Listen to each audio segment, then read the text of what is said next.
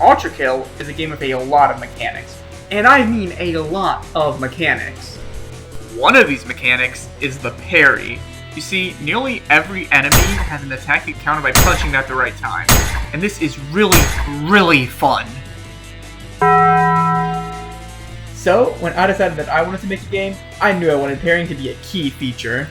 Hi, my name is Bryce, and I've been working on King Plank's Conquest for about a few weeks now. And I wanted to make this devlog to show you how we got here and what I got so far.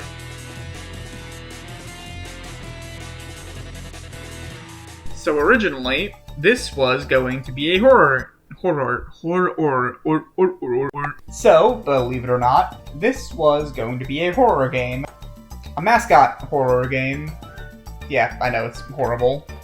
I originally had the idea to make a game where you can parry the jump scares. Kind of like the enemy encounters from Metroid Dread, but just a little bit more forgiving.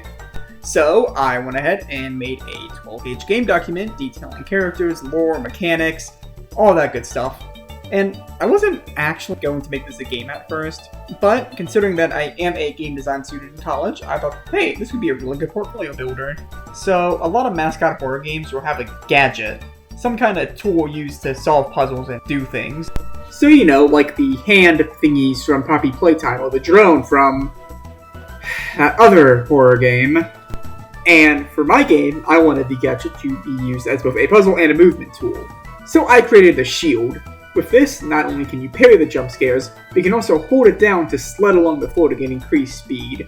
Now when you are sledding, you'll get stunned if you hit a wall, but you can actually parry the wall to bounce off of it instead. I got to work coding, and after a few days, I managed to get most of these systems implemented. And honestly, it was really fun. I spent so much time just messing around with the movement, and I really hope that other people like it as much as I do, because I think it has a lot of potential.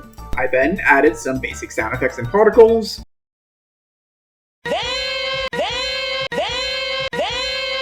and then some actual sound effects and particles. And hey, things are off to a pretty good start. To start working on the whole jump scare parry thing, you know, the main gimmick of the game, I realized that I needed a monster. I had the idea to make the monsters in the game based off of chess pieces, with the one in this demo in question being a rook. So I opened up Blender and... what the hell is a UV map? Yeah, so, going in I had no idea how to use Blender. I did make that shield model with it, but that was as basic as it gets. But hey, I was determined. I learned how to model, I learned how to paint, I even learned how to animate. And finally, after 2 days of Blender, I had created my magnum opus. Oh, brother, this guy stinks! Yeah, okay, so I have a long way to go till I'm good at Blender. Now Repenti, that was his name, it made sense in the lore. He had this one little horror element I liked, which was his animation. Hey, look, at least I tried to make it scary. And yeah, I mean, it was around this time that I realized that this just wasn't going to work. I couldn't imagine this sort of movement system working in a horror game. I mean, yeah, movement in horror has proven to work, and that Finding Frankie game is a really good example of it, but as is, I don't think this is a good horror game. So instead, let's do something completely different. You see, it was around this time that the Ultra Revamp update came out for Ultra Kill, so naturally, I was hooked. I was playing the levels again, speeding through the new ones, trying to P-rank Minos. And it was during this time that I realized, wait a minute, great art is steel. I love stealing! Yes, once again, Ultra Kill has hit me with divine inspiration. I decided to change my game from horror to action. Instead of hiding from Repenti Rook, I can't believe I did that, you would instead zip through levels with oh my god, fast-paced and in-depth combat. First, I decided to add on to my movement system. I added a super jump you can do while sledding, a slam you can do while jumping, and the ability to parry walls in midair to gain additional height. I think this all really helped the movement, making it easier and better to control. Next, I decided to take a crack at Blender. I wanted to make my game look like a PS1 game. I thought it'd be an easy way to make it look stylized, and also, Ultra Kill did it, though this time the stealing was unintentional.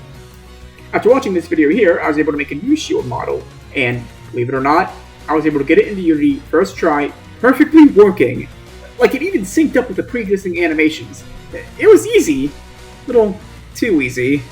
Well, anyway, I went on to making a level texture since the Pro Builder assets were a little bland. I found a good stone texture, applied to my object, and started to... Oh. Yeah, so I kind of spent way too much time trying to figure this out. The problem was that when the object would stretch, the texture would also stretch when I wanted it to loop instead.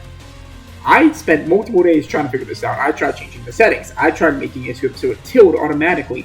I was about to make the whole level in Blender until I realized, wait a minute, if I'm using Pro Builder, couldn't I just... No, it can't be that easy. It's that easy. Well, that's a little embarrassing. Well, anyway, I made little parkour courses to test the movement, and I had some friends playtest the game, and using their feedback, I was able to make a few changes. I made it so that you can strafe side to side while sledding. I made it so you press jump instead of right click to jump off the walls. I even made a little meter to show you how much time you have after parrying a wall to start sledding again. And that's about everything. The simple change of turning my game from a short horror experience to an action platformer has wildly increased the scope of the game. I got some big plans, ones that I'm not fully sure I'll be able to handle, but, you never know until you try, right? Well, that's all for this devlog. If you want to follow the development of King Plank's Conquest, consider subscribing. I'm planning to start some community posts to help document my game design journey. So until then, thank you so much for watching and have a great day.